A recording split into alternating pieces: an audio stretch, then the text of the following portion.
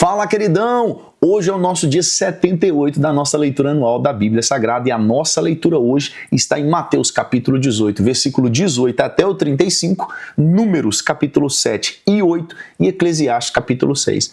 Deixa eu te explicar, às vezes você está chegando e é a primeira vez que você está vendo o nosso vídeo e você está vendo o número aí, dia 78. Você não tem ideia do que a gente está falando. Queridão, no início do ano de 2025 nós fizemos um desafio de ler toda a Bíblia Sagrada nesse ano de 2025 e nós resolvemos fazer vídeos comentando cada dia de leitura. Então vão ser 365 vídeos e 365 dias de leitura da Bíblia. E eu vou estar aqui com você, tirando a sua dúvida, te ajudando, acompanhando nesse processo. E hoje é o nosso dia 78 de 365 dias. Inclusive, se você quiser fazer parte desse desafio, na descrição desse vídeo tem aí a nossa planilha, tem um link aí no Google Drive que vai levar você pela planilha de leitura que a gente está acompanhando e também tem o nosso grupo do WhatsApp. Se você quiser participar com a gente, vir nesse desafio juntamente conosco, você vai ser super bem-vindo. As pessoas mandam no nosso grupo a pergunta ou a dúvida da leitura do dia e a gente traz a dúvida que você tiver no vídeo aqui explicativo na nossa leitura. Deixando tudo claro, você está por dentro agora do que está acontecendo?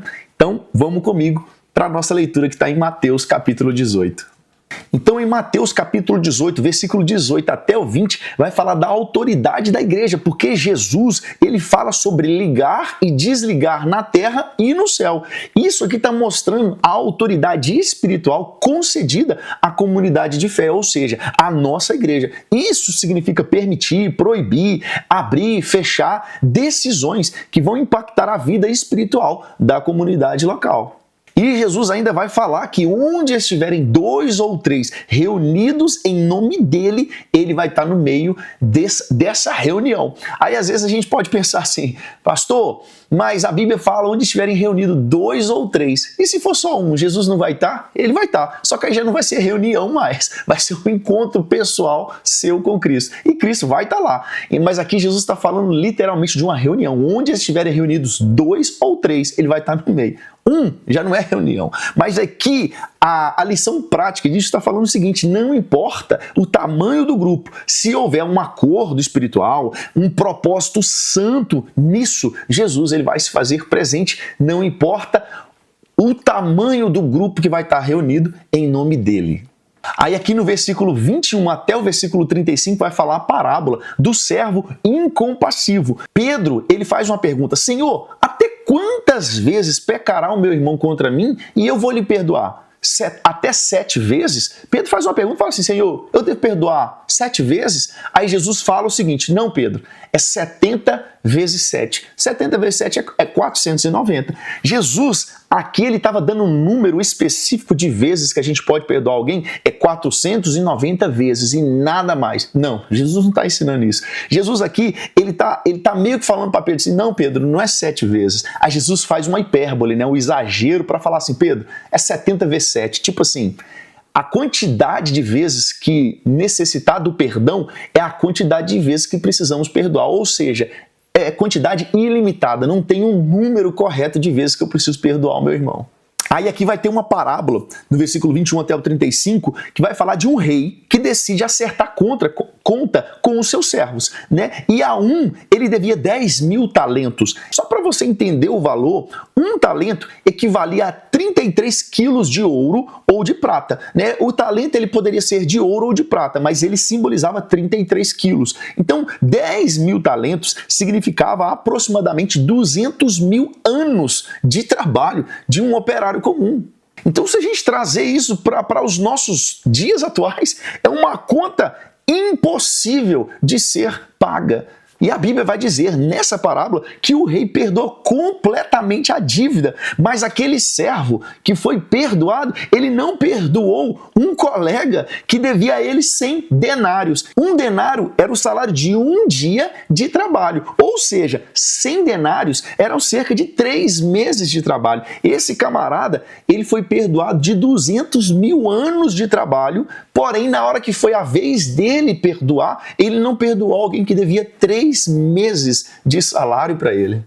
Ou seja, o perdão que ele recebeu foi infinitamente maior daquele perdão que ele negou a quem devia ele. Aí o rei, diante dessa situação, o rei ficou irado e pegou esse seu servo e entregou meio que ao capanga do rei, né? Até que ele pagasse tudo o que ele devia.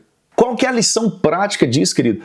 Deus, ele nos perdoou de uma dívida impagável. Nós não tínhamos condição de pagar essa dívida e Deus nos perdoou. Que dívida é essa, querida? A dívida do pecado. E quando nós negamos perdão ao outro, demonstra a nossa ingratidão pela graça que recebemos. Demonstra a nossa ingratidão pela graça que recebemos. E Jesus, ele conclui aqui dizendo assim, ó, assim vos fará meu Pai Celestial, se do íntimo não perdoardes cada um ao seu irmão. Uma curiosidade aqui é que essa parábola ela vai reforçar a cultura judaica de justiça retributiva, né? Mas Jesus aqui ele apresenta a graça como um novo padrão. Jesus substitui aquela cultura pela graça, que era um padrão totalmente diferente e desconhecido pelo povo judeu. Agora nós entramos em Números capítulo 7 e capítulo 8. E no capítulo 7 de Números nós vamos ver a oferta dos líderes das tribos, porque cada um dos 12 príncipes de Israel, ele apresentava a mesma oferta para a consagração do altar. Eram carros, bois, utensílios de ouro e de prata, incenso, animais, e tudo isso era para holocaustos e sacrifícios pacíficos. Uma curiosidade aqui é que o capítulo 7 ele tem 89 versículos. Ele é o maior capítulo dentro do livro de Números. E nesse capítulo ele vai destacar a igualdade e a unidade de todas as tribos no culto ao Senhor. E no capítulo 8 de Números vai falar da consagração dos levitas. Nós falamos em um vídeo anterior sobre os levitas eles serem trocados pelos primogênitos de Israel. E aqui no capítulo 8, de fato, eles são separados para esse serviço. Porque os levitas agora eles são purificados, raspados, lavados e apresentados diante da congregação. E aqui eles assumem o seu serviço em lugar dos primogênitos de Israel. Uma lição prática aqui é que o serviço ao Senhor, querido, ele exige o quê? Pureza física e espiritual e é um compromisso em tempo integral. E algo bacana aqui é que os levitas, querido, é uma curiosidade, eles serviam dos 25 anos até 50 anos de idade. Isso mostra que o serviço tinha um tempo de vigor, né? Uma dedicação exclusiva, ou seja, um período específico da vida deles, um período onde eles se mostravam fortes e com vigor, eles estavam servindo ao Senhor dos 25 aos 50 anos de idade. Agora nós entramos em Eclesiastes capítulo 6 e no versículo 1 até o 12 vai falar da vaidade das riquezas sem alegria. Porque aqui Salomão, quando ele está escrevendo, ele observa as pessoas que têm tudo, mas elas não desfrutam desse tudo. Elas morrem sem deixar um legado ou sem deixar até mesmo descendentes. Então, na cultura hebraica, não ter filhos significava meio que não deixar a continuidade geracional da sua família. Você não deixava um nome para que alguém pudesse se lembrar da sua família e quem foi você naquela comunidade. Então, era visto como uma extinção familiar. Então, isso fala de propósito, né? De um propósito que deveria ser cumprido. Então, muitos tinham muitos bens materiais, não aproveitavam e nem sequer deixavam alguém para levar o nome da família adiante.